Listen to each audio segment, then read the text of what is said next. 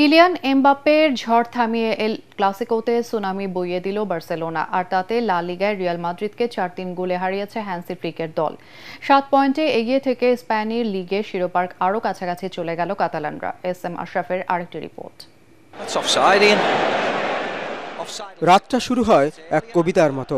Olympic Luis কোম্পানিতে লেখা হয় এক দুর্দান্ত নাট্য রচনা, যে স্ক্রিপ্টের শুরুতে দেখা যায় কিলিয়ান এমবাপ্পের ঝড়। 14 মিনিটের মধ্যে বার্সেলোনা সমর্থকদের স্তব্ধ করে 2 গোলের লিড রিয়াল মাদ্রিদের।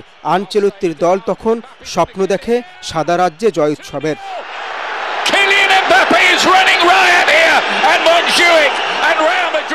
কিন্তু ফুটবল তো শুধু সংখ্যা নয়, এটা এক গানের সুর, যার তালে হঠাৎ করেই বদলে যেতে পারে ছন্দ। ঝড় থেমে গেলে যেমন জেগে উঠে নদী, তেমনি জেগে উঠল কাতালানরা।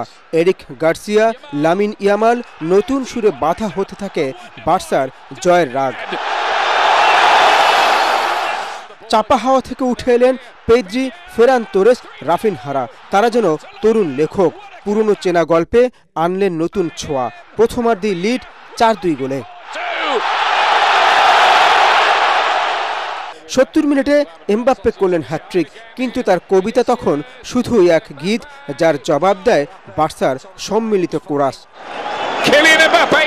শেষ পর্যন্ত গোলের লড়াইয়ে জয় হয় সাহসের, তবে টিকে রইল এল ক্লাসিকোর কবিতা, যেখানে আরও একবার প্রমাণ হলো এই দু দলের লড়াই শুধু খেলা নয়, এটা শিল্প।